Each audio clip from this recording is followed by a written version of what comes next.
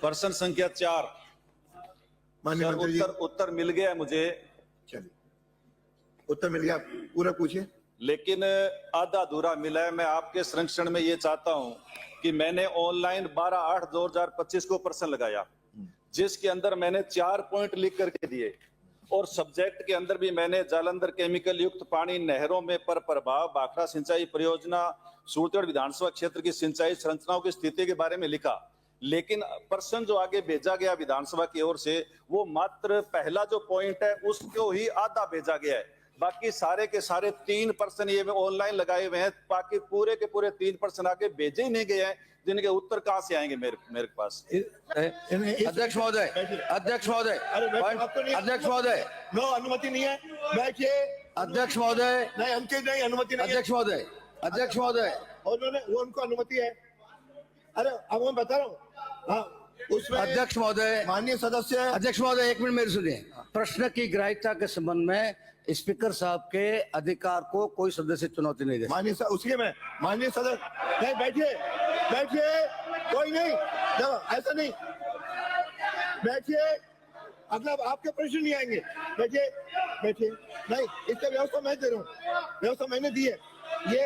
अरे मेरे से जुड़ा हुआ प्रश्न है माननीय सदस्य, अरे मैं दे रहा हूँ ना, आप तो बैठिए। आप क्यों किससे पूछे बोल रहे हो? वो तो बिना पूछे बोल रहे हो, आप किससे पूछे बोल रहे हो? माननीय सदस्य, आप जब प्रश्न लगाते हैं उसके बाद संबंधित विभाग अपनी उस पर टिप्पणी करता है।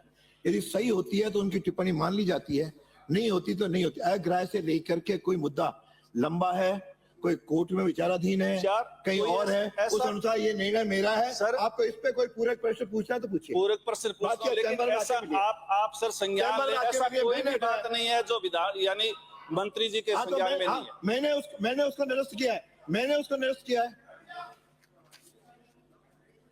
50 पेज की भी रिपोर्ट आई है, अब तो सब ऑनलाइन है, 1000 की सब ऑनलाइन। देखिए इसमें कई पूरा जवाब आने दो ना, ये यहाँ का मुद्दा नहीं है।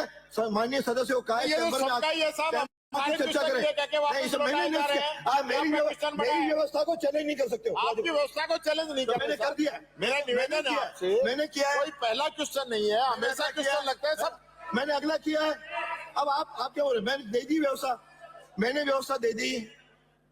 आपको इस पे कोई पूरक प्रश्न पूछना है, माननीय सदस्य पूछिए। पूरक प्रश्न मेरा अध्यक्ष महोदय ये है, वो आप पूछे, आपका अधिकार है। पूरक प्रश्न मेरा अध्यक्ष महोदय ये है कि पिछले 1.5 साल में, यानी इस पानी को रोकने के लिए, जो गंदा पानी जालंधर की फैक्ट्रियों के माध्यम से आ रहा है, इसको रोकने के लिए सरकार ने क्या प्रयास किए हैं? एक। माननीय मंत्री जी। माननीय अध्यक्ष महोदय, पंजाब से जो सतलुज नदी के अंदर जो पानी आता है, गंदा पानी आता है, इसके लिए इसकी कमेटी बनी थी 2018 में। ये इस कमेटी में केंद्रीय प्रदूषण नियंत्रण बोर्ड के अलावा इसमें श्री बलबीर सिंह सीचेवाला, केंद्रीय प्रदूषण नियंत्रण बोर्ड का प्रतिनिधि नोडल ऑफिसर, राजस्थान प्रदूषण नियंत्रण मंडल बोर्ड, पंजाब प्रदूषण नियंत्रण मंडल बोर्ड तथा पंजाब अर्बन डेवलपमेंट विभाग के प्रतिनिधि का सम्मिलित किया गया था। ये सब करके पंजाब सरकार को डायरेक्शन दिया था कि आप इसके शुद्ध पानी करने के लिए एसटीपी, ईटीपी वगैरह बनाए। इनमें से लगभग 57 एसटीपी का तो काम चल रहा है, बन चुकी है, और लगभग 10 एसटीपी का निर्माण चालू है। ये जब कंप्लीट होने के बाद के अंदर इसमें जो गंदा पानी आने की शिकायत है वो नहीं आएगा। पूछिए, दूसरा पूछे। ये तो पुरानी बात बता रहे हैं, 22 में ये हुआ, 18 में ये हुआ, 2011 में ये हुआ। मैं तो 1.5 साल की बात पूछ रहा हूँ साहब, पहले प्रश्न में। कोई कहना है? माननीय अध्यक्ष महोदय, ये जो पानी आता है ये पंजाब से आता है। पंजाब के अंदर बोर्ड ने उनको डायरेक्शन दे रखा है, बार बार पंजाब सरकार लिख रहे हैं भाई जल्दी से जल्दी इस काम को पूरा करें, पूरा होने के बाद में गंदा पानी रुकेगा। अगला प्रश्न श्री फूल सिंह मीणा, बैठिए। हो गया, 2 हो गए आपके, 2 हो गए, 9 हो गए। अब आपका नेता बोल रहा है। अरे आपके नेता बोल रहे हैं, अरे आपके नेता बोल रहे हैं, नेता को नहीं मानते हो क्या? नेता को तो मान रहे हैं साहब, उसके ही दो क्वेश्चन उसके ही नहीं पूरे हुए कि वो भी जवाब नहीं दे पाए। मेरा सीधा सा प्रश्न है कि आपने आखिरी बार इस पानी की कब जांच कराई थी? कैंसर से जो लोग मर रहे हैं उसकी जिम्मेदारी किसकी है? और आपने पंजाब सरकार का नाम लिया, तो आपने पंजाब सरकार के साथ क्या कदम उठाए हैं और क्या आपने एनजीटी में कोई इसके लिए पीआईएल भी दायर की है, ये मैं पूछना चाहता हूँ। माननीय मंत्री, अरे आपको किसने कहा? अरे आपको किसी ने कहा क्या? अरे अरे मैं ये काम मेरा है, मैं रोक रहा हूँ, आप बीच में क्यों बोल रहे हो? आप बैठिए। माननीय अध्यक्ष महोदय,